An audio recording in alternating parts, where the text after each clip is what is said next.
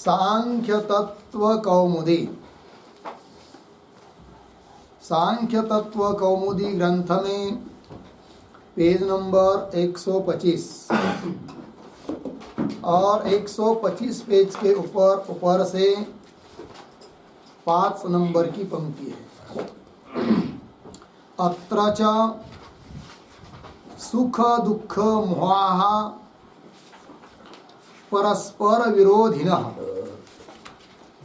स्वस्वानुरूपाणि सुख दुख मोहात्मकानि एव निमित्तानि कल्पयन्ति।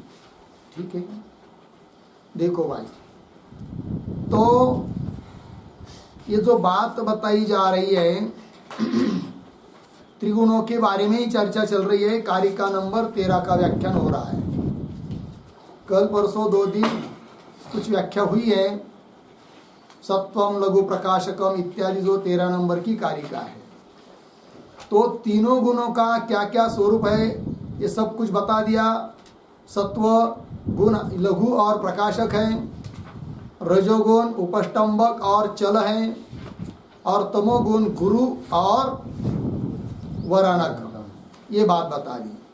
और परस्पर विरोधी होने पर भी अर्थात पुरुष को भोग अपवर्ग देने के लिए इन सब की प्रवृत्ति होती है, किसी उद्देश्य से मिलकर प्रवृत्ति होती है, इस बात को बताया। लेकिन यह भी बात बताई गई थी कि कोई भी गुण अपना कार्य करते समय अन्य गुणों की सहायता लेता है, और ये तीनों गुण सभी वस्तुओं में विद्यमान है। तो फिर प्रश्न उठता है, क्या ये गुण परस्पर विरोधी हैं, सभी कार्यों में विद्यमान है और एक दूसरे की सहायता लेकर कार्य करते हैं? तो किसी पदार्थ में ये 3 गुण है, एक ही साथ तीनों गुणों का कार्य क्यों नहीं होता? फिर ऐसा प्रश्न उठता है। तब उसका उत्तर दे रहे अत्र च इत्यादि पंक्ति से। अतः ये जो पंक्ति पढ़ा मैंने अत्र च इत्यादि, उसके पूर्व में अवतरण के रूप में थोड़ा लिख लेते हैं। तो ननु यदि परस्पर विरोधिनः गुणाः,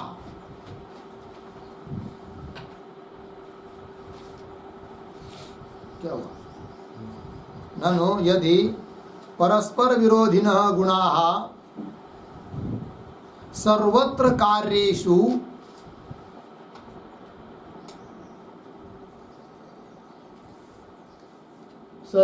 कार्येषु अनुवर्त्स्यन्ति,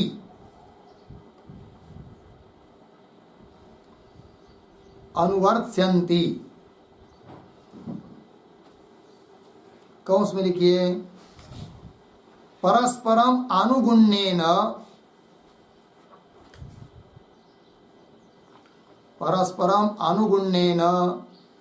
स्व कार्यं करिष्यन्ति, स्व कार्यं करिष्यन्ति, कौंस बन, तदा सर्वत्र एकदा एव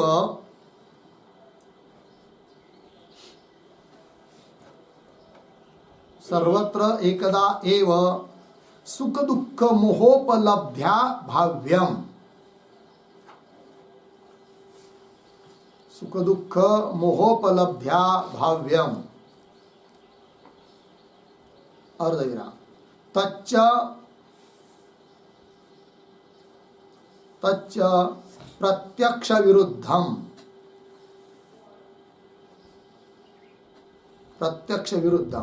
इति अतः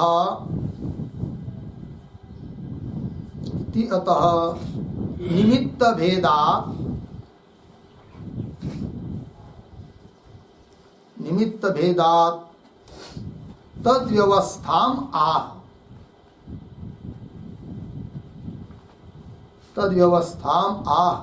अत्र च इति। देखो भैया, ननु यदि, पूर्व पक्षी बोल रहा है कि परस्पर विरोधी न गुणा, ये गुण कैसे तीनों परस्पर में विरोधी है, और सर्वत्र कार्येषु, सभी कार्यों में अनुवर्त्स्यन्ति, अर्थात परस्पर सहायक बनकर अनुगुण्येन स्व स्व कार्यम करिष्यन्ति, अपना अपना काम कर रहे हैं सभी कार्यों में। तदा सर्वत्र, सभी जगह एकदा, एक ही काल में सुख दुख मोह उपलब्धिया, सुख दुख और मोह की उपलब्धि होनी चाहिए, क्योंकि सभी पदार्थ में तीनों विद्यमान है। तो सभी का कार्य एक साथ दिखना चाहिए। तच्च, किंतु ऐसा तो दिखता नहीं है, क्यों? तच्च प्रत्यक्ष विरुद्धम, सभी जगह सभी पदार्थों में एक ही समय में तीनों गुणों का कार्य दिखाई देता नहीं है। लेकिन क्यों? तच्च प्रत्यक्ष विरुद्धम इति अतः निमित्त भेदात, इसका उत्तर दे रहे कि निमित्त का भेद होने से वो अलग अलग व्यवस्था होती है, कभी सत्वगुण का कार्य, कभी रजोगुण का, कभी तमोगुण का, तीनों गुणों का कार्य एक साथ दिखाई नहीं देता है। वही कह रहे कौन निमित्त क्या है करके वो बता रहे अब अत्र च इत्यादि पंक्ति से। तो पंक्ति को देखिए भाई, अत्र च, थोड़ा अन्वय करेंगे शुरू के 2-4 शब्दों का। अत्र च, आगे थोड़ा, परस्पर विरोधिनः, पीछे सुख दुख मोहाहा, आगे स्व स्व अनुरूपाणि,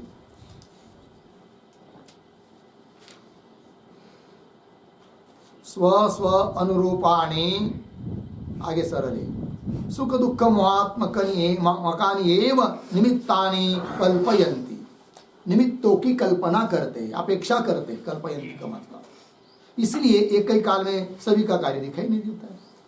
तब देखिए एक एक बात को, अत्र च मतलब ये गुण स्वरूप का निरूपण करने के अवसर पर कह रहे हैं कि परस्पर विरोधिनः सुख दुख मोहा, सुख दुख मोह मतलब सत्व रज तम, ये तीनों परस्पर में क्या है? विरोधी है। किंतु ऐसा होने पर भी स्व स्व अनुरूपाणि, अपने अपने कार्य के लिए अनुकूल अनुरूप ऐसे निमित्त की अपेक्षा करते हैं। कौन निमित्त की अपेक्षा करते हैं? तो सुख दुख मोहात्मकानि एव निमित्तानि कल्पयन्ति, ऐसे निमित्तों की कल्पना करते हैं। तो क्या बात है? तो इस पर थोड़ा सा लिखते एक टिप्पणी जरा। परस्पर विरुद्ध धर्मात्मकाः,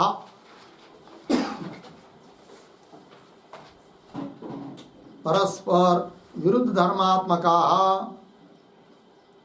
सुख दुख मोहाः, सुख दुख मोहाः यथा समयम्, यथा समयम् यथापेक्षं च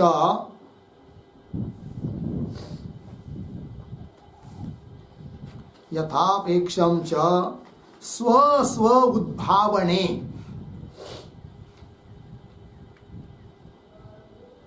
स्व स्व उद्भावने स्व स्व अनुरूपाणि, स्व स्वानुरूपाणि बराबर स्व स्व प्रादुर्भाव प्रयोजकानि,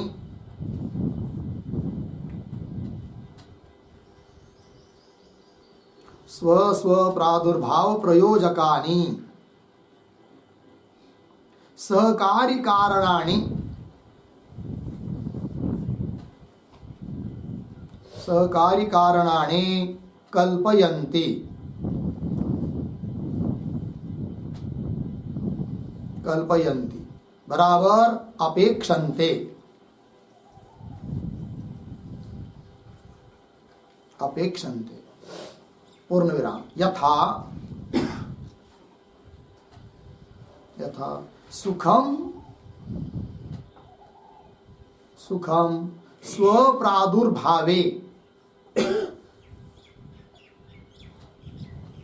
स्वप्रादुर्भावे धर्मापेक्षाम,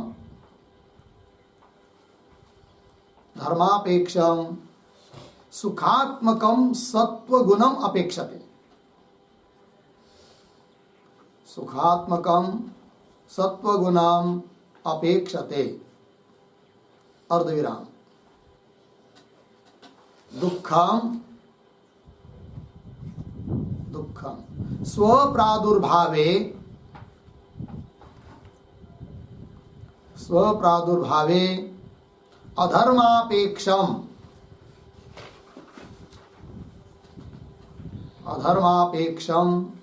दुःखात्मकम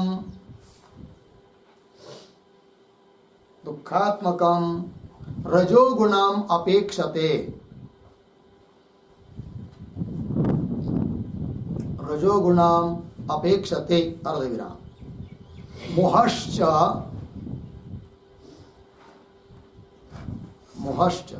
स्वप्रादुर्भावे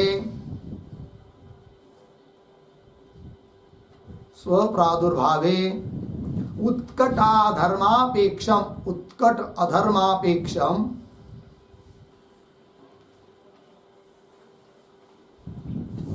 अधर्मापेक्षम मोहात्मकम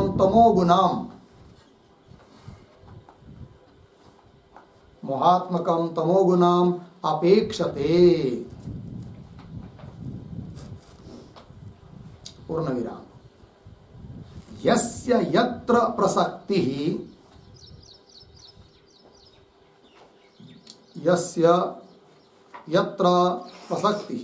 तत्र तस्य भिन्न भिन्न तन्निमित्तेन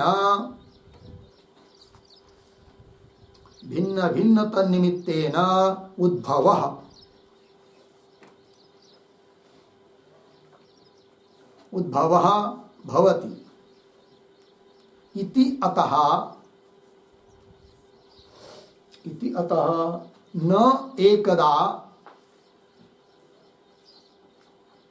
न एकदा सर्वेषां आपत्तिः इति भावः।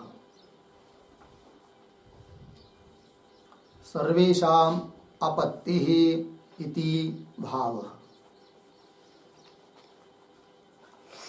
ठीक, देखो भाई यार, तो परस्पर विरुद्धात्मकाः सुख दुख मोह, सत्व रजतम तीनों परस्पर विरुद्ध होने पर भी यथा समय के अनुसार यथापेक्षम अलग अलग अपेक्षा होती उनकी। तो क्या जी, तो स्व उद्भावने अपने अपने को उद्भूत होने में, प्रादुर्भूत होने में, क्या स्व अनुरूपाणी प्रतीक है। स्व अनुरूपाणी मतलब स्व प्रादुर्भाव प्रयोजकानी, अपना अपना प्रादुर्भाव होने के लिए जो प्रयोजक है, निमित्त है, सहकारी कारणानि कल्पयन्ति, सहकारी कारणा की कारण की कल्पना करते। कल्पयन्ति प्रतीक, उसका अर्थ कर दिया अपेक्षन्ते। तो क्या अर्थ हुआ कुल मिलाकर कि परस्पर सुख दुख मोह विरुद्ध होने पर भी जिस तीनों में से जिस किसी का प्रादुर्भाव होना है, तो अपना अपना प्रादुर्भाव होने के लिए, प्रगटीकरण होने के लिए अन्य सहकारी कारण की कल्पना करते, अपेक्षा करते हैं। और वो सहकारी कारण हर एक के भिन्न भिन्न है। अतः एक ही समय में तीनों की प्राप्ति हो जाए, ऐसी आपत्ति नहीं आती है।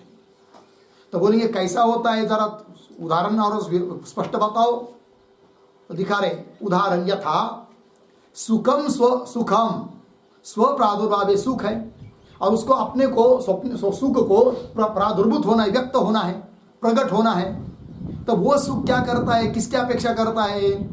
तो बता रहे सुखम स्व प्रादुर्भावे धर्मापेक्षा, धर्म की अपेक्षा करता है, और सुखात्मक सत्वगुण की अपेक्षा करता है। कौन? सुख स्वयं जब प्रकट होता है तो उस प्रकट होने के लिए वो आप क्या किसकी अपेक्षा करता है?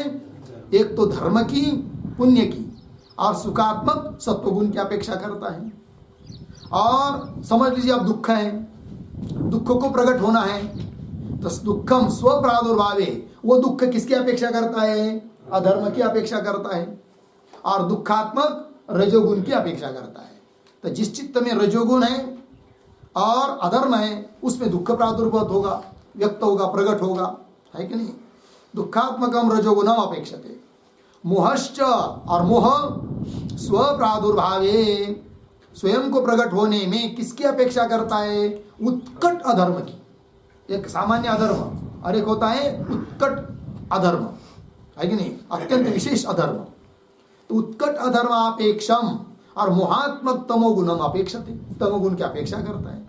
फिर आगे यस्य यत्र प्रसक्ति, जिसकी जहां प्रसक्ति नाम प्राप्ति है, तत्र वहां पर तस्य भिन्न भिन्न निमित्तेन उद्भव, उसका भिन्न भिन्न निमित्त से क्या होता है, उद्भव होता है कि नहीं।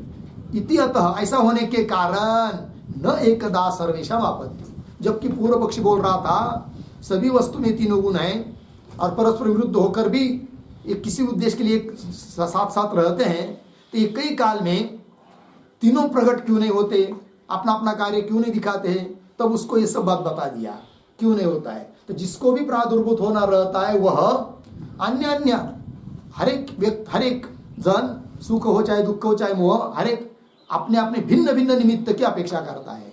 फिर जहां जिसको जो निमित्त मिलता है वो प्रकट होता है। अतः सभी प्रकट एक ही साथ होने चाहिए, ऐसा होता नहीं है, क्योंकि सभी का निमित्त एक साथ मिलेगा नहीं। जहां धर्म रहेगा उस समय अधर्म नहीं, जहां अधर्म है वहां उत्कट अधर्म नहीं, जहां सत्व है वहां रजनी रजे तम नहीं, अभिव्यक्त करने के लिए, है कि नहीं, ये बात बताई। अर्थात निमित्त का भेद होने से तीनों सुख दुख मोह एक ही काल में एक ही व्यक्ति में तीनों प्रकट होने चाहिए, ऐसा दोष अब आता नहीं है, क्योंकि उनको प्रादुर्भूत होने के लिए निमित्त अलग अलग है। लगी पंक्ति। आइए मूल में अब, अत्र परस्पर विरोधिना सुख दुख मोहा स्व स्व अनुरूपाणी, इसका अर्थ आपको लिख के दिया है, स्व स्व प्रादुर्भाव प्रयोजकानी, कौन, सुख दुख मोहानी, अर्थात सत्व रज तमानी, तमाम से निमित्तानी कल्पयंती, धर्माधर्म के साथ सुख दुख मोह रूप निमित्त की वो कल्पना करते, नाम अपेक्षा करते हैं। अतः एक ही काल में सबका प्रादुर्भाव होना चाहिए, ये दोष आता नहीं। अब प्रश्न उठता है कि जिस निमित्त से ये प्रादुर्भूत होते हैं वो निमित्त मुख्य हुआ धर्माधर्मादिक, फिर वो भी भिन्न भिन्न है, इसमें क्या प्रमाण, ये प्रश्न। तो उसका उत्तर दे रहे आगे की पंक्ति से, तेषां च परस्परम अभिभाव्य अभिभावक भावात नानात्वम, उन धर्माधर्मों में क्या है, नानात्व है कि नहीं, अलग अलग है वो, है कि नहीं, इसलिए एक ही साथ सबका निमित्त मिलेगा नहीं, ये बात। तो क्यों नानात्व है उसमें, तब एक एक बात को बता रहे, तेषाम इत्यादि पंक्ति से। तो तेषाम के पूर्व में एक वाक्य लिखते हैं अवतरण,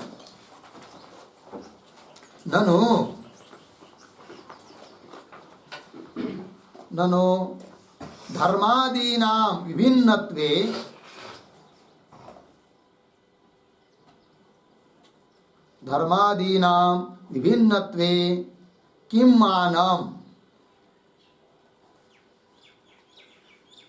किं मानम अतः आह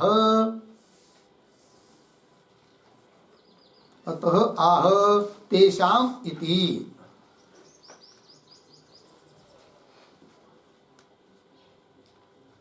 तेषाम, ठीक, देखो भाई, अब ननु धर्मादीनां विभिन्नत्वे, धर्म धर्मादि भिन्न भिन्न है, इसमें क्या प्रमाण, तब कह रहे तेषाम, ठीक है। तो तेषाम शब्द का अर्थ लिखिए, तेषाम बराबर धर्माधर्मात्मक निमित्तानाम,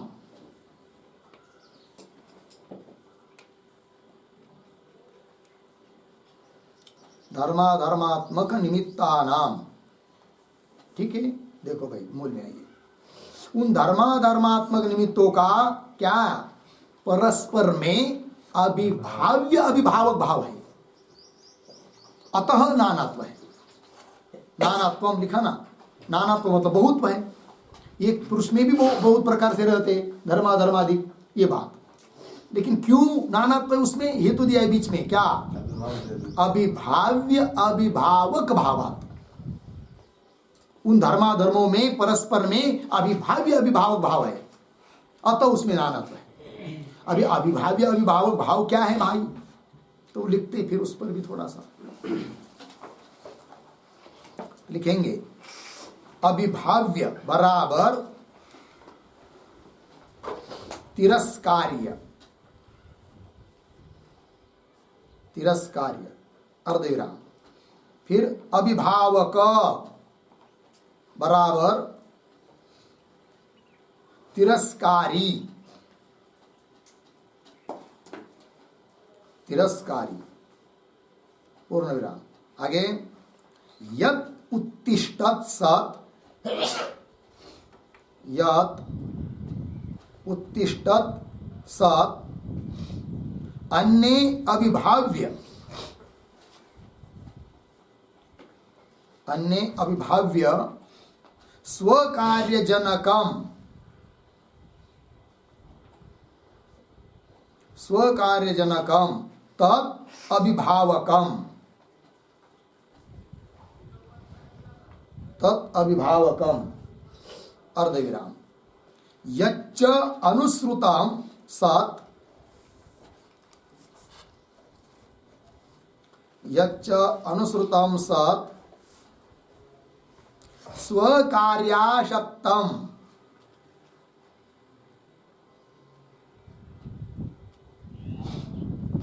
स्वकार्य अशक्तम तत् अभिभाव्यम, अभिभाव्यम पूर्ण विराम।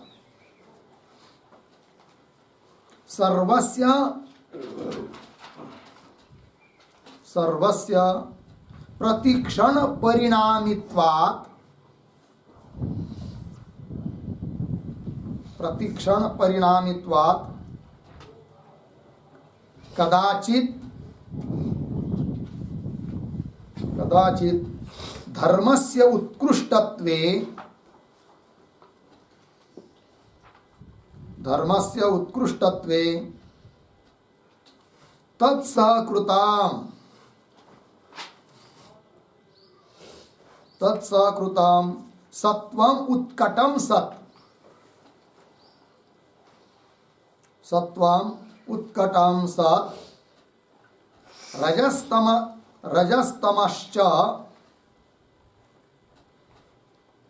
रजस्तमश्च तिरस्कृत्य, तिरस्कृत्य सुखम जनयति, सुखम जनयति पूर्ण विराम। कदाचित्,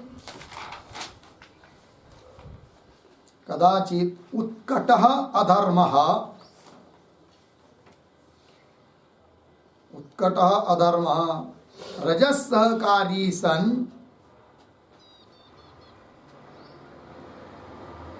रजस्सहकारी सन् दुःखम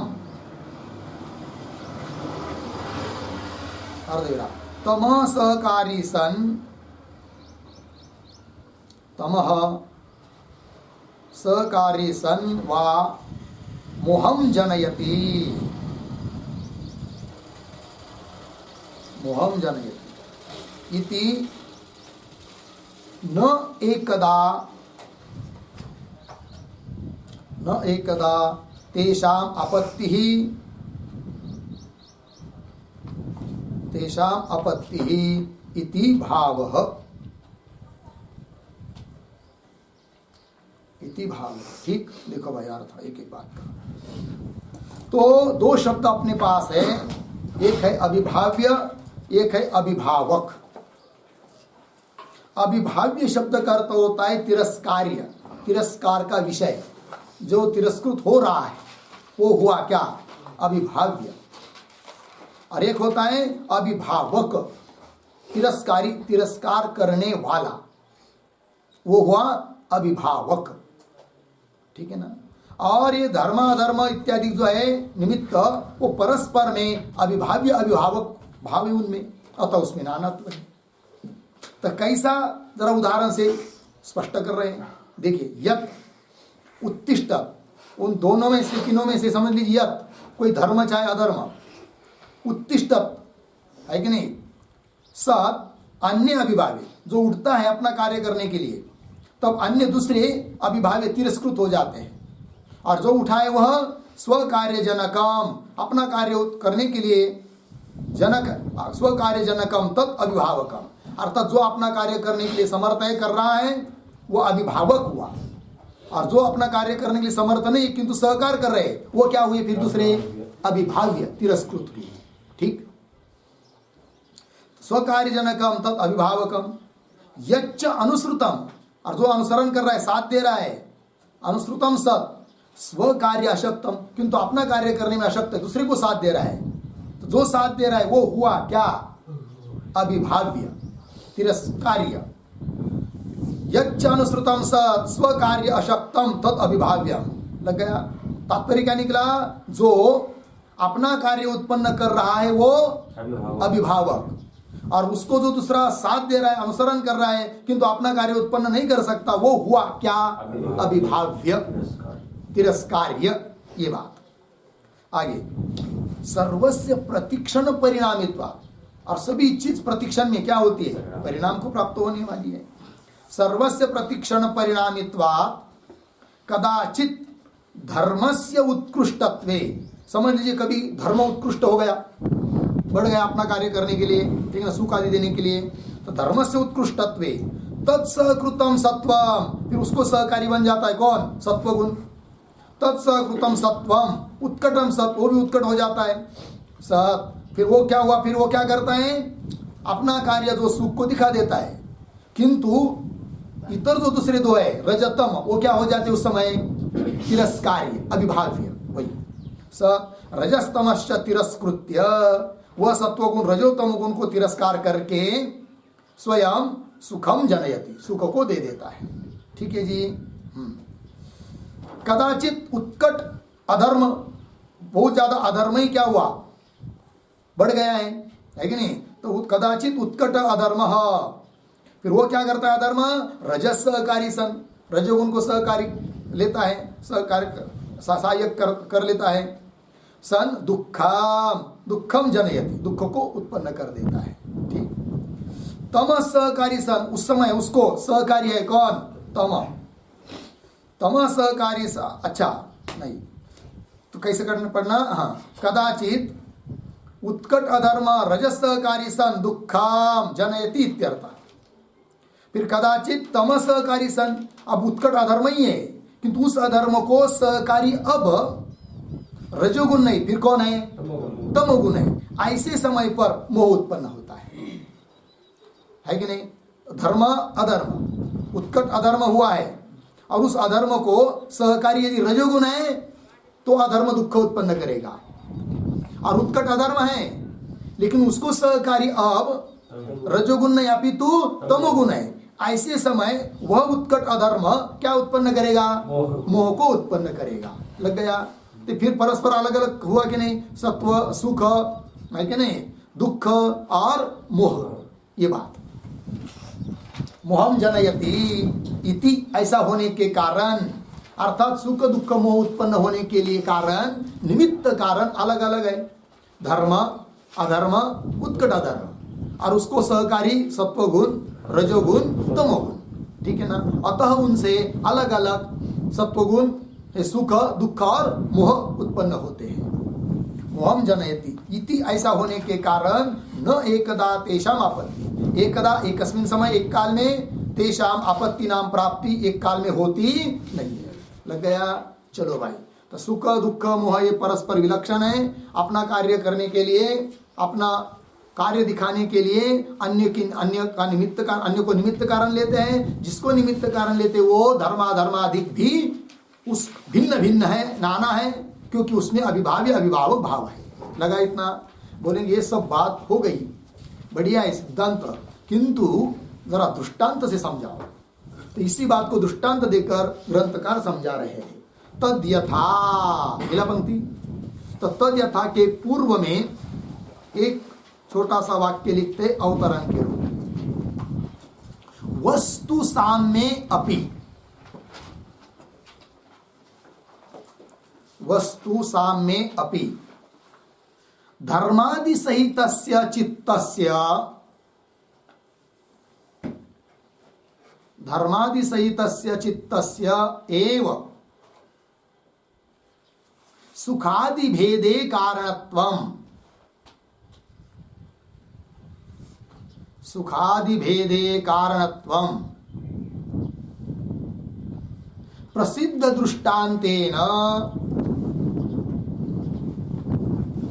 प्रसिद्ध दृष्टान्तेन उपपादयति,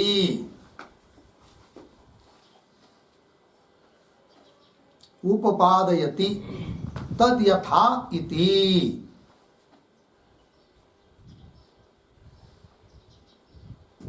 तद यथा इति लग गया। चलिए भाई, वस्तु साम्ये अपि, मतलब एक ही वस्तु सामने है तो भी समान है, मतलब भिन्न भिन्न वस्तु नहीं, एक ही वस्तु है। तो वस्तु साम्ये अपि धर्म सहितस्य चित्तस्य, तात्पर्य क्या, एक ही वस्तु है लेकिन वही एक वस्तु किसी को सुख देती है, किसी को दुख देती है और किसी को मोह उत्पन्न करती है। ऐसा क्यों होता है? तो कह रहे वस्तु साम्येपि धर्म सहितस्य चित्तस्य एव सुखादि भेदे कारणत्वम्। धर्मादि सहित लिखा है ना, धर्म अधर्म उत्कट अधर्म, इनका सहित जो चित्त होता है वो चित्त ही सुखादि भेद में कारण होता है। यह बात प्रसिद्ध दृष्टांतेन उपपादयति, प्रसिद्ध जगत का दृष्टांत उसको देकर उपपादन कर रहे हैं इस बात का। ध्यान दीजिए, क्या कहने वाले दृष्टांत उसको थोड़े में पहले बता देता हूं, है कि नहीं। तो समझ लीजिए कोई एक स्त्री है, ठीक है, रूपवान है, जवान है, कुल उसका अच्छा है, शील आचरण भी उसका अच्छा है, सभी गुणों से संपन्न है। कौन? स्त्री। युवा भी है, तरुण है, किंतु वह एक ही स्त्री किसी को सुख देती है, किसी को दुख देती है और किसी को मोह उत्पन्न कर देती है, ठीक, खेद उत्पन्न कर देती है। अभी किसको सुख उत्पन्न करती है, किसको दुख और किसको मोह, उदाहरण देकर बताएंगे। तो समझ लीजिए पहले, तो वो जो स्त्री है वो अपने पति के लिए सुख दे रही है, बराबर। वही स्त्री अपने सवत के लिए दुख दे रही है। सपत्नी, सवत जानते हैं ना, कौन होती है सवत? एक ही व्यक्ति को जब दो भार्या होते हैं, पत्नियां, वो भार्या, तो वो परस्पर में जो होती है ना, दो भार्या, वो सवत होती है। वो एक दूसरे का बिल्कुल जमता नहीं है कि नहीं? तो क्या होता है फिर? दुख होता है। क्या हुआ? तो वही स्त्री अपनी सपत्नी को, भार्या को, दूसरी सपत्नी को क्या करती है? दुख देती है। और वही स्त्री, ध्यान दीजिए, अन्य कोई व्यक्ति बाहर का, गांव का, वो उस पर लालच रखा हुआ है और उसको वो प्राप्त नहीं हो रही है, फिर उस अन्य व्यक्ति के लिए वो वही स्त्री क्या उत्पन्न कर देती है? मोह उत्पन्न कर देती है, खेद उत्पन्न कर देती है। ध्यान दीजिए, एक ही स्त्री है कि नहीं, और उसमें तीनों गुण है, सत्व रजो तम, किंतु कभी वो सुख रूप से प्रादुर्भूत हो रही है, कभी दुख रूप से प्रादुर्भूत हो रही, प्रकट हो रही है, और कभी मोह रूप से। ऐसा क्यों? तो देखने वाला जो व्यक्ति है, उसके संबंधी, जैसे पति है, तो उस पति के चित्त में धर्म है और उस धर्म को सत्वगुण की अपेक्षा है, तो सत्वगुण भी वहां है, अतः उसके लिए वो सुख दे रही है। और जो सवत होती है उसके लिए तो उसके चित्त में क्या है? अधर्म और रजोगुण है, अतः उसके अनुसार वो प्रादुर्भूत हो रही है। कौन? वो सामने वाली स्त्री, अतः वो दुख दे रही है। और जो बाहर का किसी कोई व्यक्ति है, उसके चित्त में उत्कट क्या है? अधर्म है, और उसके सहायक तमोगुण है, अतः उसके चित्त के अनुसार वो वही स्त्री अब मोह रूप से क्या हो रही है? प्रादुर्भूत हो रही है।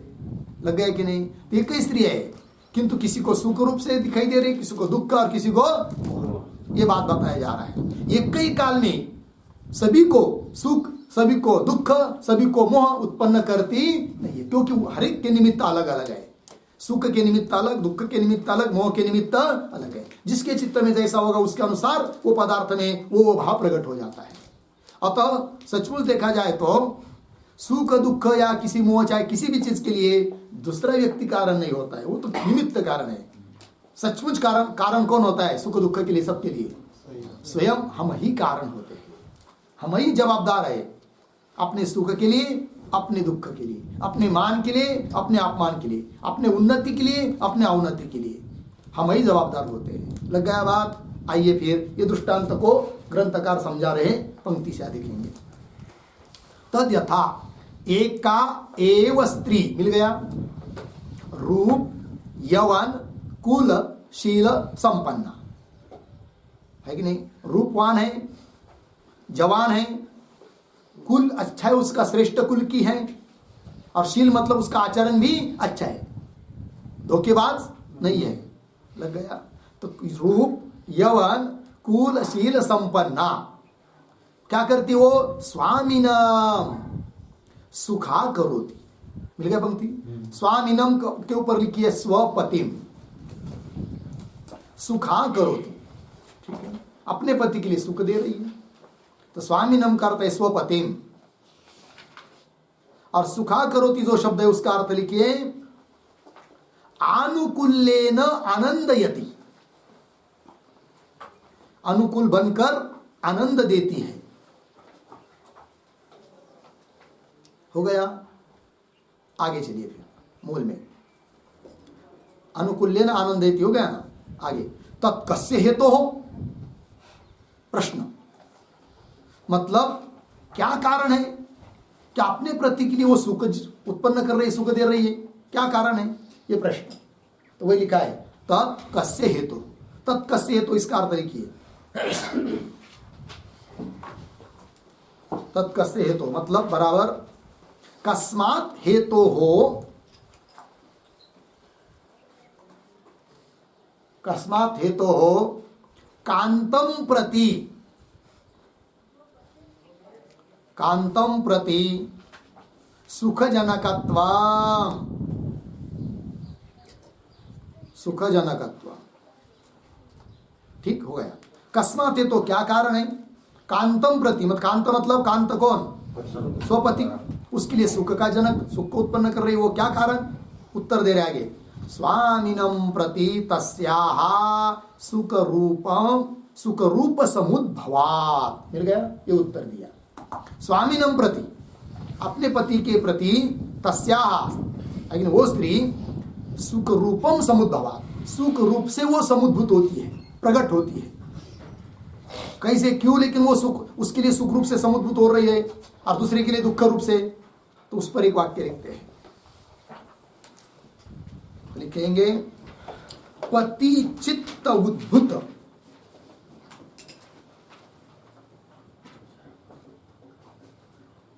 पति चित्त उद्भूत धर्मात्मक निमित्त वशात, धर्मात्मक निमित्त वशात सुखात्मक सत्वगुणात्मक,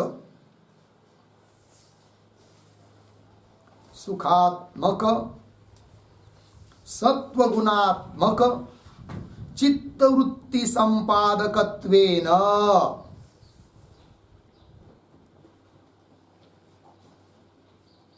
चित्तवृत्ति संपादकत्वेन पतिं प्रति, पतिं प्रति पत्न्याः सुखरूप समुद्भवात्, सुखरूप समुद्भवात् बराबर बराबर सुख स्वरूप सत्वगुणात्मकत्वेन, सुख स्वरूप सत्वगुणात्मकत्वेन प्रादुर्भावात् इति भावः, प्रादुर्भावात् इति भावः। ठीक, देखो भाई अर्थ। तो क्यों अपने पति के लिए सुख रूप से प्रादुर्भूत हो रही है? तो बताया पति चित्त, पति का जो चित्त मन, उसमें उद्भूत है कौन? धर्म।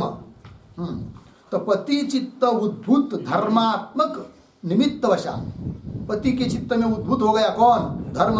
और उस धर्म के निमित्त के कारण क्या? सुखात्मक सत्वगुणात्मक चित्तवृत्ति संपादकत्वेन, वो क्या करते हैं? सुखात्मक जो सत्वगुण, उस सत्वगुणात्मक चित्तवृत्ति का संपादक है, वो संपादन कर देती है। क्यों? उसके चित्त में क्या है? धर्म है, धर्म सहकारी मिल गया। ठीक है ना? अतः उसके चित्त में सुखात्मक जो सत्वगुण, उस सत्वगुणात्मक चित्तवृत्ति का संपादन हो जाता है, संपादन कर देती है वो। इसलिए पतिम प्रति पत्न्या, पति के लिए पत्नी सुख रूप समुद्भवा, सुख रूप समुद्भव हो गई, मतलब सुख स्वरूप जो सत्व गुणात्मकत्वेन प्रादुर्भूत हो गई वो स्त्री, इसलिए उसको सुख दे रही है। ठीक, आगे चलिए। सैव स्त्री सपत्नी दुखा करोति। अब कौन बात बता रहे हैं? तो सैव, इसके पहले एक वाक्य लिखिए उत्तर छोटा सा। तस्याः एव स्त्रियः,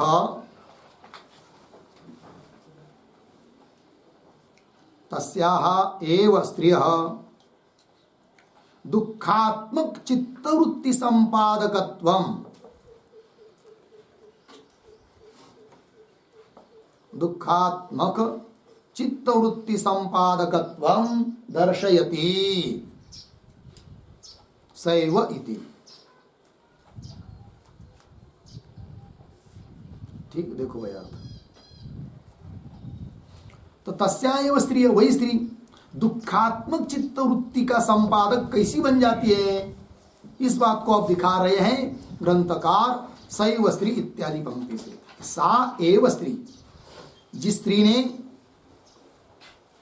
अपने पति के लिए सुख दिया वही स्त्री। सपत्नी, सपत्नी मतलब क्या भाई? सपत्नी अर्थात स्व सपत्नी, ठीक नहीं, अर्थात अपनी सवत जिसको हम लोग बोलते हैं, उसको क्या करती हो? दुखा करोति। दुखा करोति शब्द का अर्थ लिखे। दुखा करोति मतलब प्रातिकूल्येन पीडयति,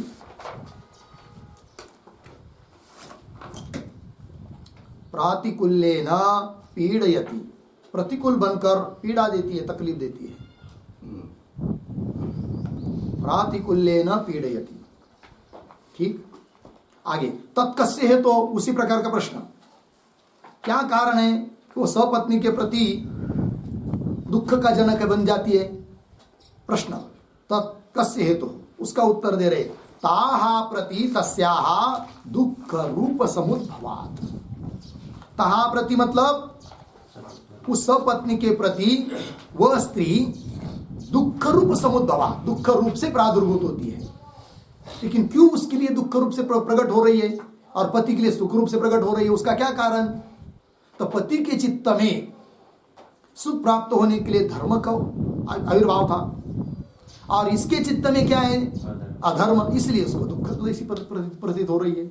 वही तो तस्या दुख रूप समुद्भवात्, ये जो शब्द है दुख रूप समुद्भवात्, उस पर भी एक वाक्य लिखेंगे। तो लिखते हैं सपत्नी चित्तोत्पन्ना, सपत्नी चित्तोत्पन्ना,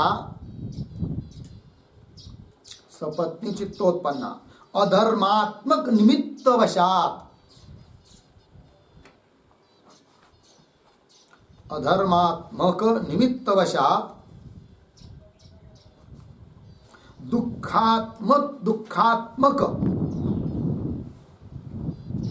दुखात्मक रजोगुणात्मक चित्तवृत्ति संपादकत्वेन,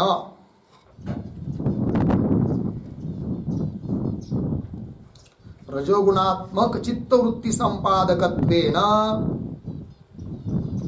सपत्नी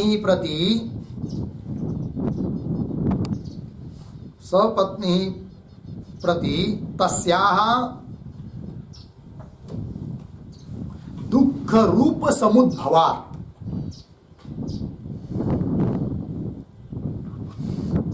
दुख रूप समुद्भवात् बराबर दुख स्वरूप रजोगुणात्मकत्वेन, दुख स्वरूप रजोगुणात्मकत्वेन प्रादुर्भावात् इति भावः।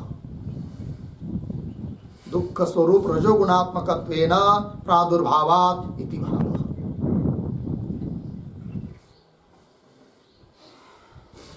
देखो भाई अर्थ, तो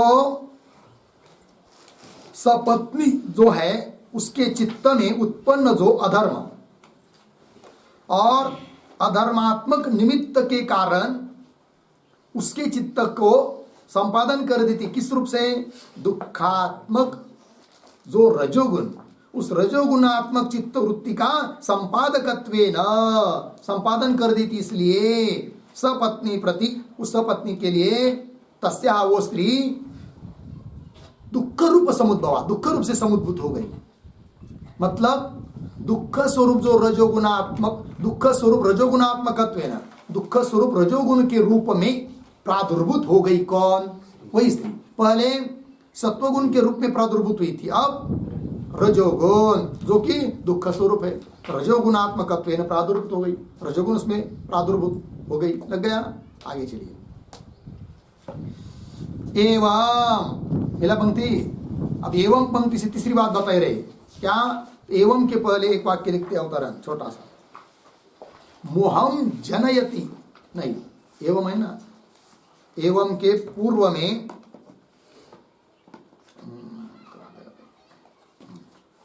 लिखेंगे अवतरण।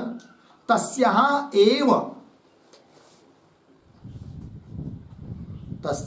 एव स्त्रियः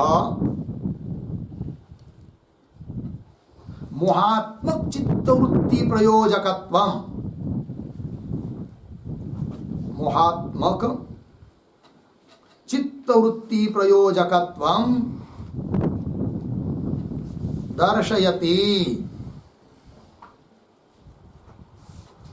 दर्शयति एवं इति।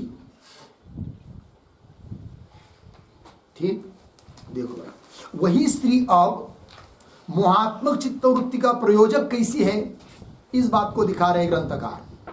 तो पंक्ति को देखिए थोड़ा सा, 2-3 शब्दों का अन्वय भी होगा। एवं पुरुषांतरम ताम अविंदमानम सा एव मोहयति। मिल गया? थोड़ा अन्वय करेंगे। एवं ताम अविंदमानम, पीछे पुरुषांतरम, आगे सा एव मोहयति, आगे सरल है। अब देखो इसी प्रकार पुरुषांतरम, पुरुषांतर मतलब अन्य पुरुष, अन्य पुरुष मतलब स्वपति से भिन्न पुरुष। तो पुरुषांतरम का अर्थ लिख सकते अपतिम, जो पति नहीं है। एवं देखो भाई, ताम अविंदमानम पुरुषांतरम, ताम, ताम का अर्थ लिखिए स्वाम, ताम का अर्थ करना है, ताम का अर्थ करना यहां पर स्वाम, ताम मतलब स्वाम, स्वयं। अविंदमानम, अविंदमानम का अर्थ लिखिए अलभमानम, अलभमानम अर्थ देखिए भाई। एवं स्वाम अविंदमानम अलभमानम पुरुषांतरम, स्वयं दूसरी किसी पुरुष को प्राप्त न होने के कारण सा एव मोहयति, वही स्त्री उस पुरुष को क्या करती है? मोहयति। मोहयति मतलब मोहम जनयति इत्यर्थः, मोह को उत्पन्न कर देती है, खेद को उत्पन्न कर देती है। ठीक है। अब वही प्रश्न, तब कस्य है, तो क्यों उस व्यक्ति के लिए मोह उत्पन्न कर रही है वो? तब करे तम प्रति तस्याः मोह रूप समुद्भवात्। ठीक, तम प्रति, तम प्रति, तम अपतिम प्रति, तम प्रतिम का अर्थ लिखिए अपतिम प्रति, पुरुषांतरम प्रति, अन्य पुरुष के लिए। तम प्रति तस्याः, वही स्त्री मोह रूप समुद्भवात्, मोह रूप से प्रकट हो जाती है। तो मोह रूप समुद्भवात् मतलब क्या, उसका भी अर्थ लिखेंगे। अपति चित्तोत्पन्न, अपति चित्तोत्पन्न उत्कट अधर्मात्मक निमित्तवशात्, उत्कट अधर्मात्मक निमित्तवशात्, निमित्तवशात् लिखा ना आगे। मोहात्मक तमोगुणात्मक, मोहात्मक तमोगुणात्मक चित्तवृत्ति संपादकत्वेन, चित्तवृत्ति संपादकत्वेन प्रादुर्भावात् इति भावः।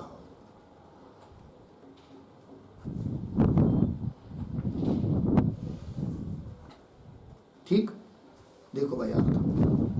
तो अपति चित्त जो पुरुषांतर है, अपति है, उसके चित्त में उत्पन्न जो उत्कट अधर्म है और उस अधर्मात्मक निमित्त के कारण मोह स्वरूप जो तमोगुण, उस तमोगुणात्मक चित्तवृत्ति संपादकत्वेन, इस प्रकार की चित्तवृत्ति का वो क्या कर देती है, संपादन कर देती है। संपादक बन गई वो स्त्री, संपादकत्वेन प्रादुर्भवात्, अतः वो मोह रूप से समुद्भूत हो गई, उसके लिए लग गया। चलिए, तो क्या हुआ कुल मिलाकर, तो वो बता रहे हैं अब अंतिम आगे के पंक्ति में, अनया च स्त्रिया सर्वे भावाः व्याख्याताः। मतलब अनया, अनया इसका अर्थ लिखिए, अनया बराबर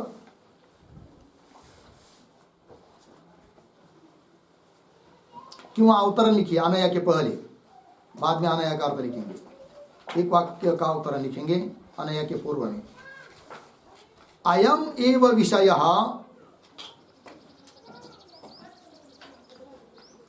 अयम एव विषयः अन्यत्र अपि, अन्यत्र अपि भाव पदार्थेषु बोद्धव्यः, भाव पदार्थेषु बोद्धव्यः इति उपदिशति। अनया इति अर्थ देखिए भाई, यही विषय अन्यत्र अपि भाव पदार्थ में, मतलब हर एक भाव पदार्थ इसी प्रकार का होता है। किसी के प्रति सत्वगुण रूप से उद्भूत हो रहा है, किसी के प्रति सुख रूप से उद्भूत हो रहा है, किसी के प्रति दुख रूप से, किसी के प्रति मोह रूप से। जिसका जैसा चित्त होगा उसके अनुसार ये बात है। तो देखो भाई, तो अनया, अनया शब्द का अर्थ आप लिखेंगे, अनया बराबर उक्तया, उक्तया सुख दुख मोहोत्पादिकया,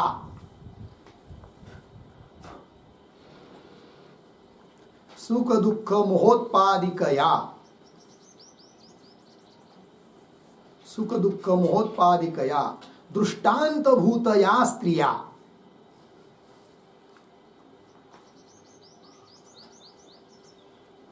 दृष्टांत भूतया स्त्रिया, आगे सर्वे अपि भाव पदार्थाः, सर्वे अपि भाव पदार्थाः सुख दुख मोहात्मक, सुख दुख मोहात्मक चित्तवृत्ति संपादकाः, सुख दुख मोहात्मक चित्तवृत्ति संपादकाः, सुख दुख मोहात्मकाः च इति, सुख दुख मोहात्मकाः च इति व्याख्याताः वेदितव्याः।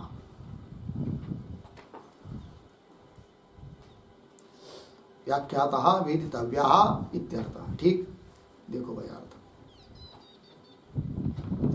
अनया मतलब जो अभी तक दृष्टांत दिया, उक्तया सुख दुख मोहोत्पादिकया स्त्रिया, दृष्टांत भूतया स्त्रिया, सुख दुख मोह को उत्पन्न करने वाली दृष्टांत भूत स्त्रिया, स्त्री के दृष्टांत से ये समझना चाहिए क्या, सर्वे अपि भाव पदार्थ, जगत में जितने भी भाव पदार्थ है वो सभी के सभी कैसे हैं, सुख दुख मोहात्मक चित्तवृत्ति संपादका।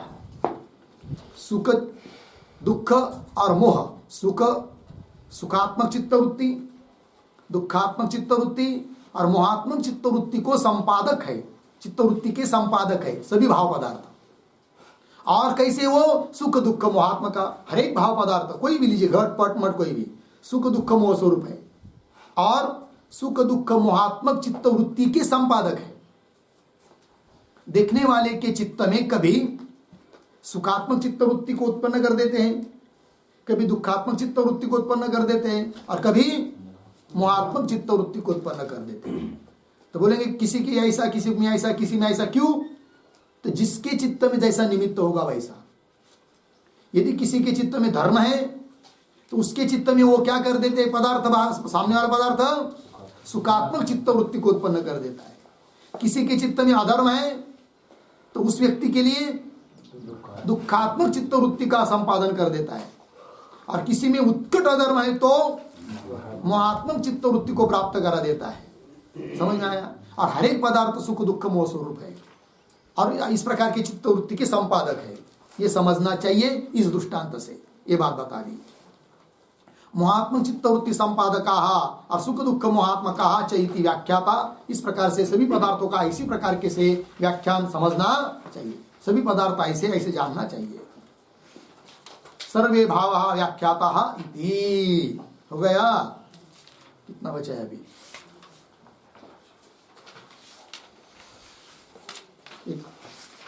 हो जाएगा ना? चलो। तत्र यत् सुख हेतु तत् सुखात्मकम सत्वम, सरल है। यत् दुख हेतु तत् दुखात्मकम रजः, यत् मोह हेतु तत् मोहात्मकम तमः। लेकिन क्या बात बताई इस पंक्ति से? तो तत्र इत्यादि जो पंक्ति चालू हुई उसके पूर्व में एक छोटा वाक्य लिखा हो कराने।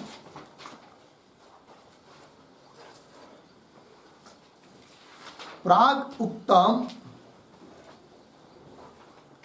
उक्तम निमित्त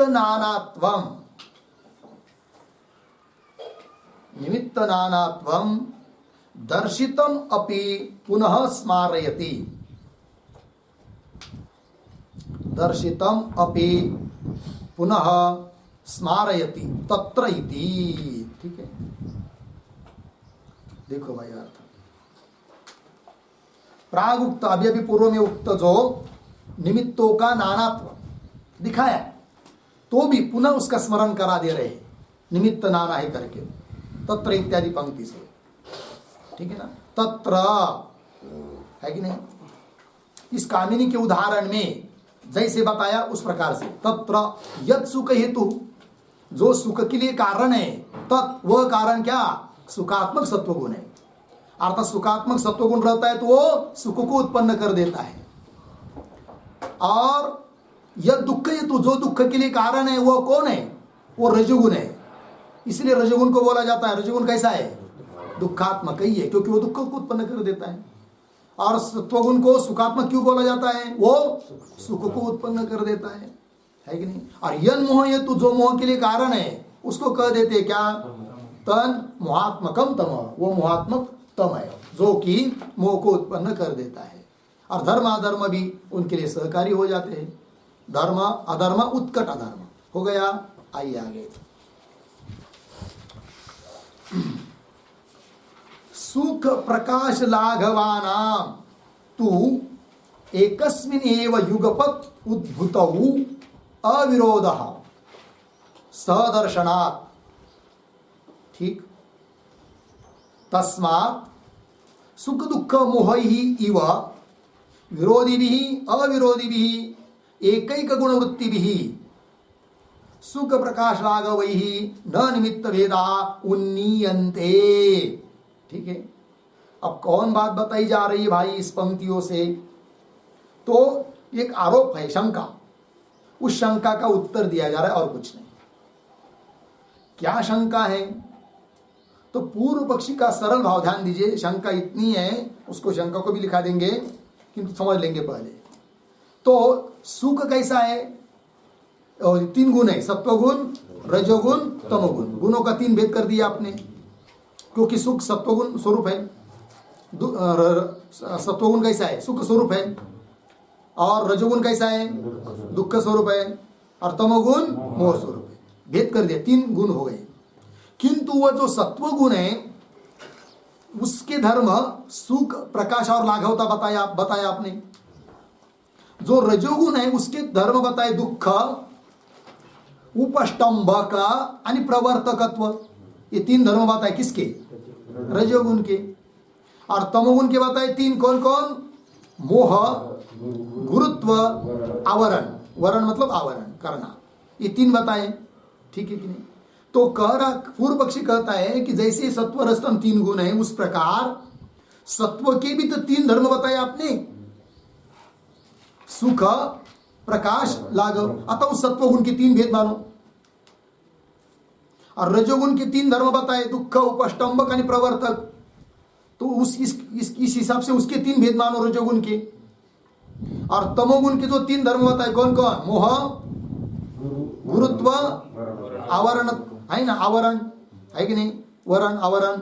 तो उसके हिसाब से उसके 3 भेद मानो, तो कितने गुण हो जाएंगे? 9 हो जाएंगे। तब क्यों आप 3 ही गुण कर रहे हो? ये प्रश्न, ठीक है। तो उसका उत्तर देना इस पंक्तियों से, सुख दुख, सुख प्रकाश लाघवानाम इत्यादि पंक्तियों से। किंतु ये सब बात समझने के लिए, उत्तर समझने के लिए पहले प्रश्न समझ में आना चाहिए, क्या उसका कहना है। समझ में तो आ गया है, किंतु थोड़ा लिख लेते हैं अवतरण के रूप में। इस सुख इत्यादि पंक्तियों का अवतरण थोड़ा सा लिख लेते हैं, थोड़ा विस्तार पूर्वक है। ननु धर्म अधर्म उत्कट अधर्मात्मक, धर्म अधर्म उत्कट अधर्मात्मक निमित्त भेदात, निमित्त भेदात यथा सत्वस्य रजसः तमसश्च, तमसश्च वैलक्षण्योपपादनेन,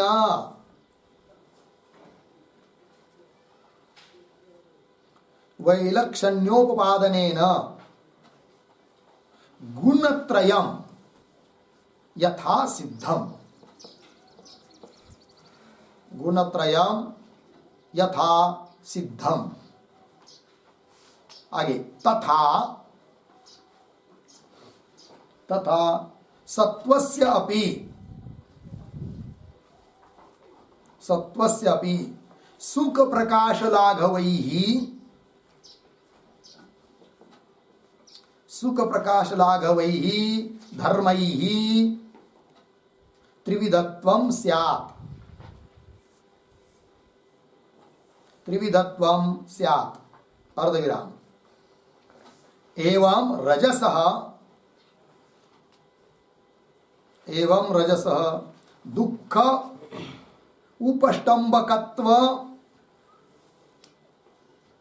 दुःख उपष्टंबकत्व प्रवर्तकत्वैः,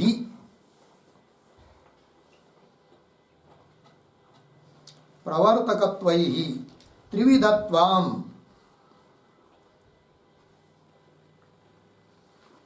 त्रिविधत्वं, अर्धविराम। एवं, एवं तमसः, तमस मोह गुरुत्व आवरणैः,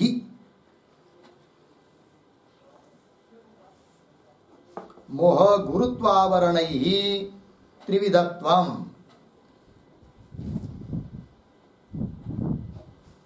त्रिविधत्वं। तथा च,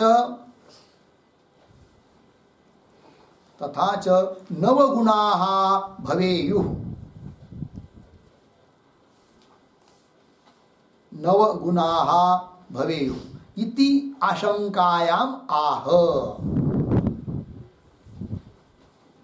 इति आशंकायाम् आह सुख इति।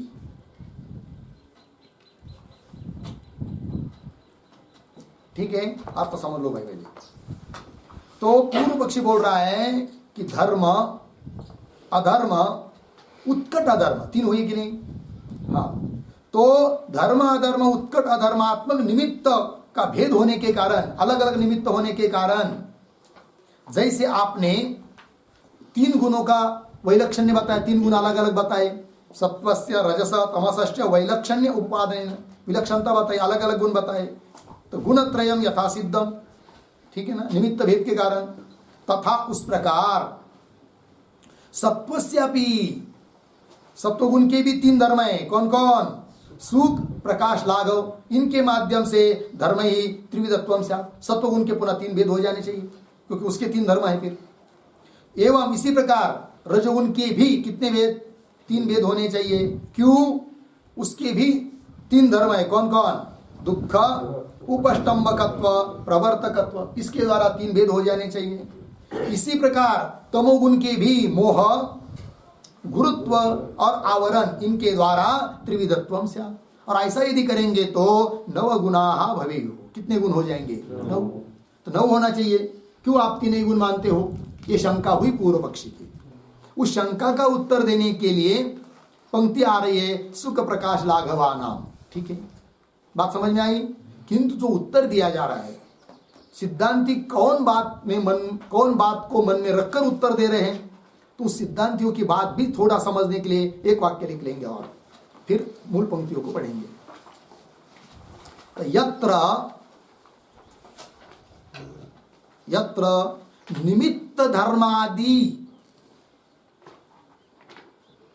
निमित्त धर्मादि नानात्व प्रयुक्त, निमित्त धर्मादि नानात्व प्रयुक्त गुण नानात्वम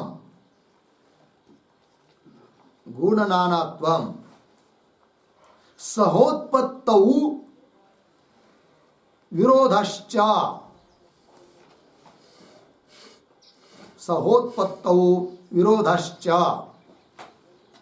तत्र एव संख्या वैलक्षण्यम कल्प्यते। तत्र एव संख्या वैलक्षण्यम कल्प्यते। और देखिए, यत्र च न निमित्त धर्मादि नानात्वम, न निमित्त धर्मादि नानात्वम, निमित्त धर्मादि नानात्वम प्रयोजकम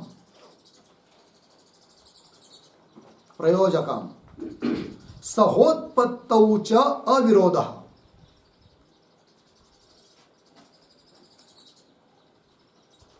सहोत्पत्तौ च अविरोधः तत्र न संख्या वैलक्षण्य कल्पनम, न संख्या वैलक्षण्य कल्पनम इति नियमात्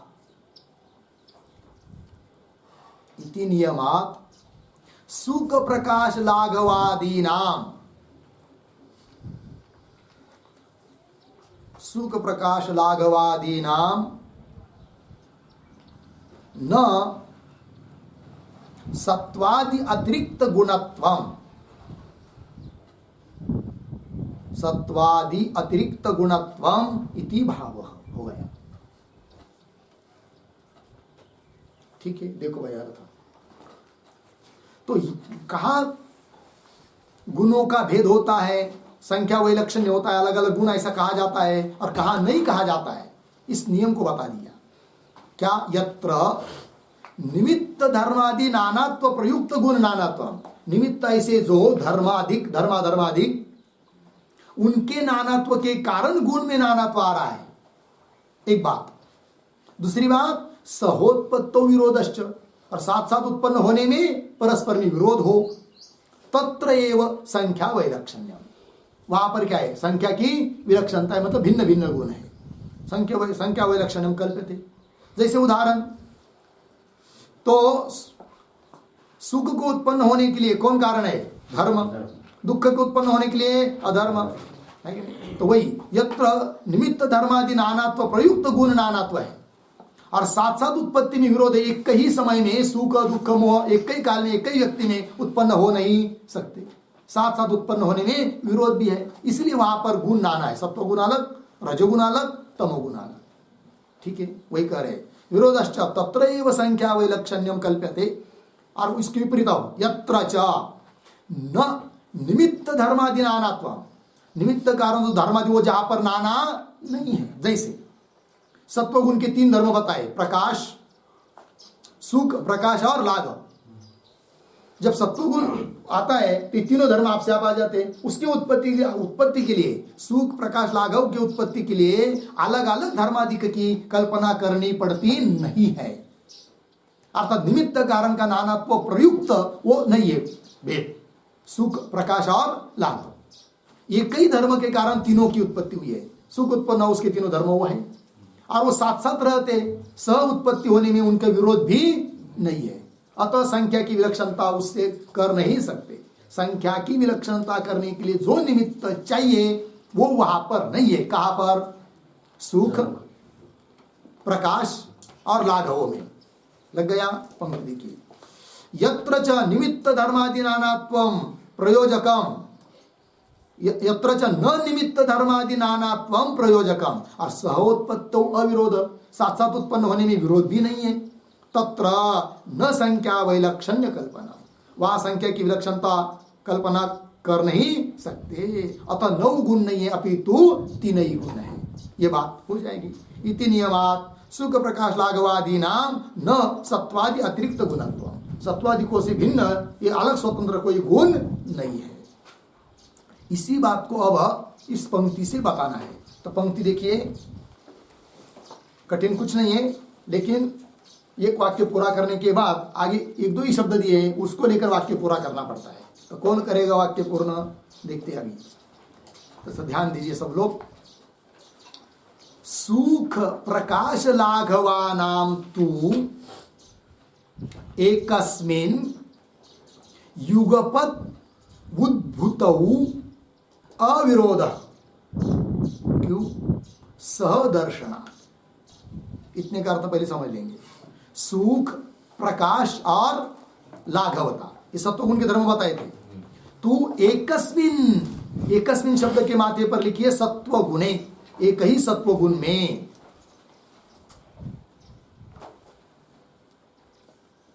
ठीक, देखो भाई, युगपत, युगपत का अर्थ होता है एक ही समय में, एक कालावच्छेदेन, एक ही काल में। उद्भूत, उद्भूत होने में, उत्पन्न होने में, प्रकट होने में। क्या? उद्भूत अविरोध, कोई विरोध नहीं है। बात समझ में आई? सुख, प्रकाश, लाघव ये तीनों भी एक ही सत्व गुण में, एक ही काल में उद्भूत हो रहे, अतः उनमें परस्पर विरोध नहीं। पहली बात। दूसरी बात, निमित्त कारण धर्मादिक का भी भेद नहीं है, क्योंकि एक ही धर्म से सत्वगुण उत्पन्न हुआ और उस सत्वगुण के तीनों गुण दिखाई दे रहे, अतः उस सुख प्रकाश लाघव दिखाई दे रहे, अतः उस सुख प्रकाश लाघव के लिए एक ही निमित्त है। कौन? जो जिससे सत्वगुण उत्पन्न हुआ, ऐसा जो धर्म, वो एक निमित्त कारण है, अलग अलग निमित्त कारण नहीं है। और संख्या का भेद कहाँ होता है? जहां पर निमित्त कारण धर्मादिक हो, निमित्त कारण धर्मादिक में नानात्व हो, और उस निमित्त कारण के नानात्व के कारण नानात्व आ रहा हो, एक बात। और साथ साथ उत्पन्न होने में विरोध हो, तब संख्या में, संख्या अलग अलग हो जाती है। किंतु यहां पर एक ही सत्व गुण में तीनों दिखाई दे रहे। कौन कौन? सुख, प्रकाश, लाघव। अतः उनमें एक जगह उत्पन्न होने में विरोध नहीं, पहली बात, अविरोध। और निमित्त कारण जो सत्वगुण का था धर्म, उसी एक ही निमित्त से तीनों उत्पन्न हुए हैं। अतः निमित्त कारण जो धर्मादि, उसमें भी नानात्व के कारण ये 3 नहीं है, वो तो एक ही है, तो भी 3 है। लग गया? अतः इनको लेकर, सुख, प्रकाश और लाघव को लेकर भिन्न भिन्न गुण संख्या, ज्यादा संख्या ऐसा मान नहीं सकते। पंक्ति देखिए, सुख प्रकाश लाघवानाम तु एकस्मिन् युगपत् उद्भूतौ अविरोध। क्यों अविरोध है उनमें? सहदर्शनात्, साथ साथ एक जगह दिखाई देते। सत्वगुण जिसमें आ जाता है उसमें सुख है, प्रकाश है कि नहीं? और प्रकाश मतलब निर्मलता है, और लाघवता है मतलब उसके कर्ण आदियों में पटुता है। ये सब एक ही जगह दिखाई देती है, एक ही सत्वगुण में। ये बात आगे चली। तस्मात्, आगे की पंक्ति, तस्मात् सुख दुख मोहि इव विरोधिभिः अविरोधिभिः एकैक गुणवृत्तिभिः सुख प्रकाश लाघवैः न निमित्त भेदाः उन्नीयन्ते। मिल गया? अब थोड़ा सा अन्वय कर लेते हैं। तस्मात्, 2 शब्द छोड़ आगे, विरोधिभिः, फिर पीछे सुख दुख मोहि इव, फिर आगे अविरोधी भी एकैक गुण वृत्ति भी सुख प्रकाश लाघवैहि, एक शब्द छोड़ आगे निमित्त भेदाः, उसके पीछे न उन्नीयन्ते। ठीक है, देखो भाई अर्थ। तो तस्मात्, तस्मात् शब्द का अर्थ लिखिए अविरोधात्, विरोध न होने के कारण, अविरोधात्। और आगे क्या देखिए मूल पंक्ति में, तस्मात् विरोधी भी सुख दुख मोहि इव, ये दृष्टांत के रूप में ले लिया अभी। विरोधी ऐसे जो सुख दुख मोह अर्थात सत्व रज तम उनकी तरह, मतलब उनमें क्या होता है कि उसकी तरह यहां नहीं ले सकते। ठीक है, तो देखो भाई विरोधी भी सुख दुख मोहि इव, इतना लगा है कि नहीं। तो क्या, लेकिन तो आगे के अंतिम के एक दो शब्द पहले पढ़ लेंगे। निमित्त भेदाः न उन्नीयन्ते, उन्नीयन्ते का अर्थ है, न उन्नीयन्ते का अर्थ है न अपेक्षन्ते।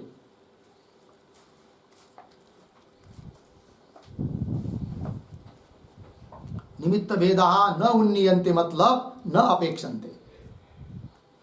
ध्यान दीजिए, मुख्य बात समझ लीजिए, निमित्त का भेद की अपेक्षा नहीं की जाती है। किनमें? तो अविरोधी भी एकैक गुण वृत्ति भी सुख प्रकाश लाघवैहि निमित्त भेदाः न उन्नीयन्ते। बोलेंगे फिर कहां अपेक्षा की जाती निमित्त भेदों की? तब उदाहरण के रूप में जो लिया है, विरोधी भी सुख दुख मोहि इव, मतलब विरोधी ऐसे जो सुख दुख और मोह अर्थात सत्व रज तम, उनके उत्पत्ति में तो निमित्तों का भेद होता है। निमित्त भेद की कल्पना की जाती है किनके उत्पत्ति में? सुख दुख मोह मतलब सत्व रजतम, क्योंकि वो परस्पर विरोधी है। तो जिस प्रकार दृष्टांत हुआ, जिस प्रकार विरोधी ऐसे जो सत्व रजतम, सुख दुख मोह मतलब सत्व रजतम, उनके उत्पत्ति में निमित्त का भेद माना जाता है, धर्म अधर्म उत्कट अधर्म आदि आदि, बरोबर। उस प्रकार अविरोधी ऐसे जो एक गुणवृत्ति में एक एक गुण में रहने वाले अविरोधी कौन? सुख प्रकाश लाघव, इनके द्वारा निमित्तों का भेद, इनके लिए निमित्त का भेद नहीं माना जाता है। निमित्त भेदाः न उन्नीयन्ते, निमित्त भेद माना नहीं जाता है। ठीक है ना। तो निमित्त का भेद किसके लिए माना जा रहा है, किसके लिए नहीं, ये बात। तो सत्वर स्तंभ के लिए तो निमित्त का भेद है, और सुख प्रकाश लाघव के लिए तो निमित्त का भेद नहीं है। अब सुख दुख लाघव के लिए निमित्त का भेद क्यों नहीं है? तो वो परस्पर में अविरोधी, एक बात। दूसरी बात, एक गुण वृत्ति में रहते, सत्व गुण में तीनों रह जाते हैं, सुख प्रकाश लाघव। रजोगुण में वो तीन रह जाते, दुख उपष्टंभ प्रवर्तकत्व, और तमोगुण में वो तीन रह जाते, कौन? मोह गुरुत्व आवरणत्व, वो तमोगुण में रह जाते। तो एक एक गुण में तीनों रह रहे हैं, अतः वो अविरोधी है कि नहीं? और अविरोधी है, एक एक गुण में रहते हैं, अतः उनके लिए निमित्त का भेद नहीं है। यदि उनके लिए भी निमित्त का भेद होता तब उन तीन को लेकर भी अलग अलग गुण बन जाते, किंतु दो कारणों के कारण सत्व प्रकाश लाघव इनको लेकर तीन गुण नहीं कर सकते। दो कारण के लिए, दो कारण है उसमें। क्या? एक तो अविरोधी है, वो विरोधी नहीं है। दूसरी बात, उनके लिए जो निमित्त है वो एक ही है, अलग अलग निमित्त नहीं है। बात लगी? उसी प्रकार दुख उपष्टंभ और प्रवर्तकत्व, इसको लेकर तीन गुण नहीं बन सकते। कारण क्या कि वो तीनों में विरोध नहीं है, अविरोध है, ये गुण में ही तीनों रह जाते हैं। अतः उनके लिए निमित्त का भेद भी नहीं है, एक ही रजोगुण से रह रहे, रजोगुण का जो निमित्त वही उनका निमित्त का भेद भी नहीं है, अतः उनको लेकर तीन गुण मान नहीं सकते। उसी प्रकार क्या मोह, गुरुत्व और आवरण, इनको लेकर तीन अलग अलग गुण नहीं मान सकते। क्यों? इसके लिए कि उनका भी परस्पर में विरोध नहीं है, एक ही तमोगुण में तीनों रह जाते हैं, अविरोध है, अतः उनका निमित्त भी भिन्न भिन्न नहीं है। तो संख्या का भेद तब होता है जब विरोध हो, साथ साथ रहने में विरोध हो और निमित्त का भेद हो। तो सत्व रजतम तीन अलग अलग है, क्यों? साथ साथ तीनों एक साथ अपना कार्य दिखा नहीं सकते, है कि नहीं? एक बात। हाँ, और दूसरी बात, उनका निमित्त कारण भिन्न भिन्न है। तो निमित्त कारण भिन्न होने के कारण उसका भेद, और साथ साथ उत्पन्न होने में साथ साथ तो रहते हैं लेकिन उत्पन्न साथ साथ नहीं होते हैं, तो साथ साथ उत्पन्न होने में विरोध है, अतः उन तीनों वेगवेगले अलग अलग है। किंतु उस प्रकार सुख, प्रकाश, लाघव, ये एक त्रिपुट, इनमें भेद नहीं है। क्यों? कि इनका परस्पर विरोध नहीं है, एक ही गुण में तीनों रहते हैं, और उनकी उत्पत्ति का निमित्त भी एक ही है, भिन्न भिन्न नहीं है, अतः उनको लेकर भेद हो नहीं सकता। बात समझ में आई कि नहीं? उत्तर पंक्ति को अब देखिए, तस्मात् विरोधिभिः सुख दुख मोहि इव, ये दृष्टांत हुआ। फिर आगे, अविरोधिभिः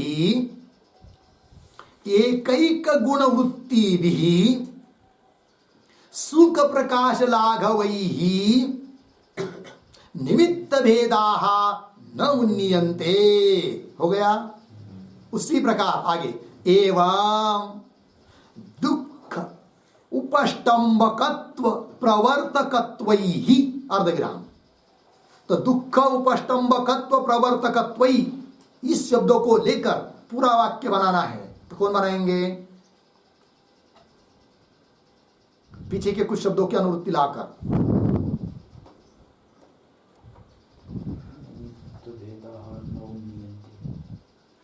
पूरा वाक्य बनाना है, हिम्मत लगाइए।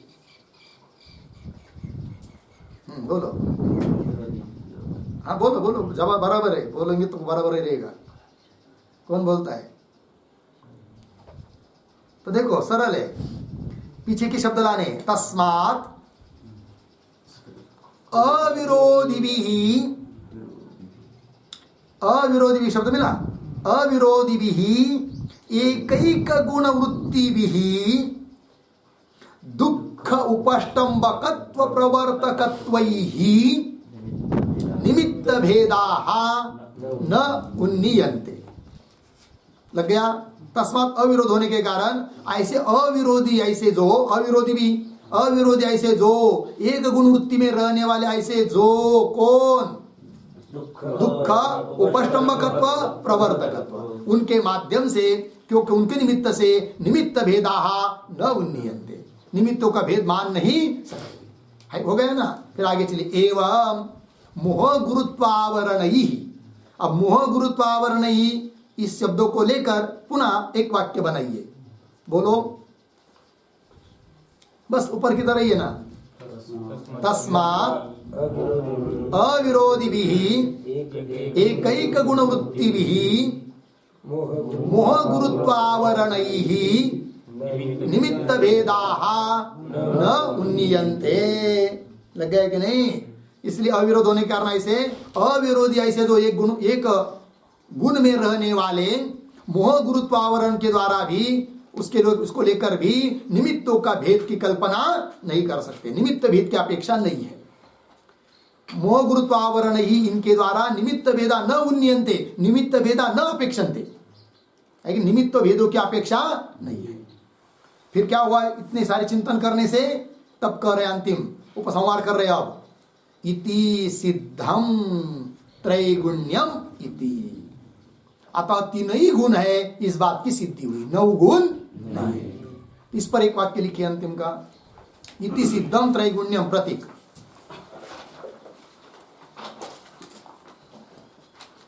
इति सिद्धम त्रैगुण्यम इति, त्रैगुण्य बराबर सुख प्रकाशादीनाम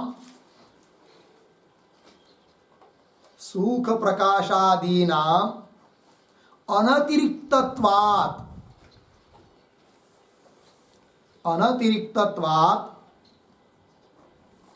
गुणत्रयम् एव